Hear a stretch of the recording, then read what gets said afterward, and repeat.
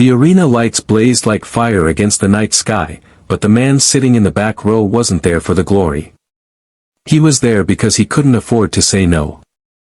Michael Turner, a single dad and Iraq veteran, sat silently, his calloused hands folded together, the scar on his knuckles catching the light. Life had not been kind since he returned home. His wife passed away from cancer 3 years earlier, and every day since had been a battle to raise his 10-year-old daughter, Lily.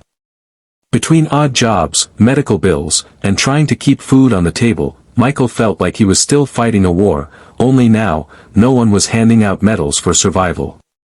That night, however, an unexpected opportunity had knocked. Across the city, headlines had been buzzing about Ethan Cross, MMA champion, undefeated in 20 fights, and billionaire CEO of a fitness empire. Known for his ruthless boardroom strategies and his bone-crushing power in the cage, Ethan was more than just a fighter. He was a global brand.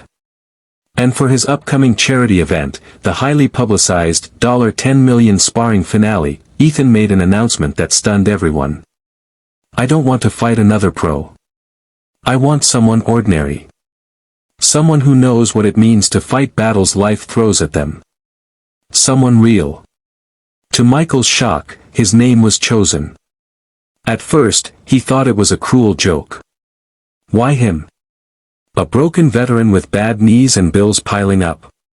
But Ethan's team had reached out, explaining that the CEO had been moved by Michael's story, a single dad working nights, always sacrificing, always pushing forward. Win or lose, the representative told him, you'll walk away with something big. Ethan doesn't just fight for money, he fights to give hope. Michael didn't know what that meant, but the $10 million purse loomed like salvation. That money could change Lily's life forever. The night of the fight arrived. The arena roared with tens of thousands of fans, cameras flashing, commentators hyping every second. Ethan Cross walked out first, towering, carved from stone, every step radiating confidence. His championship belt glimmered beneath the lights. Then came Michael. No entrance music. No fireworks. Just a father walking into the cage, wearing worn-out gloves and a heart full of love for his little girl watching from the front row. She held a handmade sign, "Go Dad. Fight for us." The bell rang. The first round was brutal.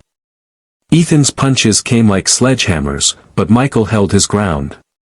Every strike reminded him of nights he fought to stay awake during deployment, of days he carried his daughter in his arms when she was too sick to walk, of the invisible battles no one else could see. He refused to fall, not for himself, but for Lily. Round 2 came. Michael was slower now, his body screaming in pain. He landed a few punches, surprising the crowd, but everyone knew he wasn't there to win. Still, he pushed on. Each swing wasn't just a strike, it was a message to his daughter, never give up. No matter how hard life hits. By the final round, Michael could barely lift his arms. The crowd expected Ethan to finish it. Even Michael thought so. He braced himself for the knockout. But then something extraordinary happened. Ethan stopped. He looked at Michael, battered and bruised, yet still standing. Slowly, Ethan dropped his guard.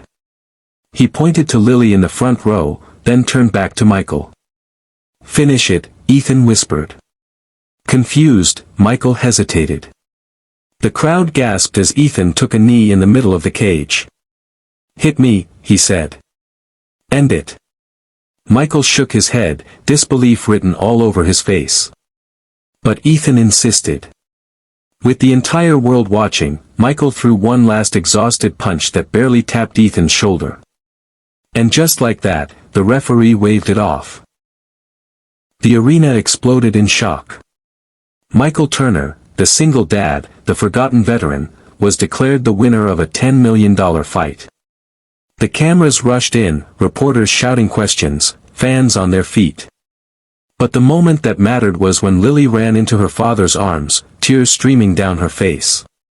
"You did it, Dad," she sobbed. "You really did it." Michael hugged her tight, whispering, "No, sweetheart. We did it." Ethan rose, smiling despite the blood on his lip. He raised Michael's hand high and addressed the crowd. Champions aren't only found in cages. Champions are fathers like Michael, mothers working 2 jobs, veterans who gave everything and still give more. Tonight wasn't about me. It was about showing the world that true strength isn't measured in titles, but in heart. The money changed Michael's life. He paid off debts, secured Lily's future, and even started a foundation for struggling veterans. But what mattered most wasn't the paycheck. It was the message that echoed across the globe. Millions who watched that night saw themselves in Michael. Ordinary people fighting extraordinary battles every day.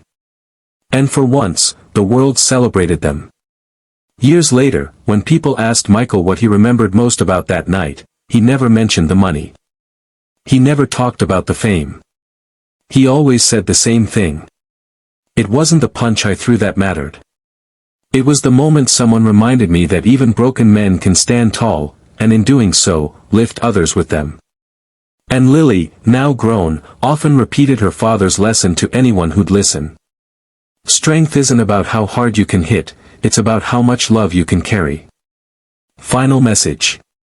In a world obsessed with victory, sometimes the greatest win is showing compassion.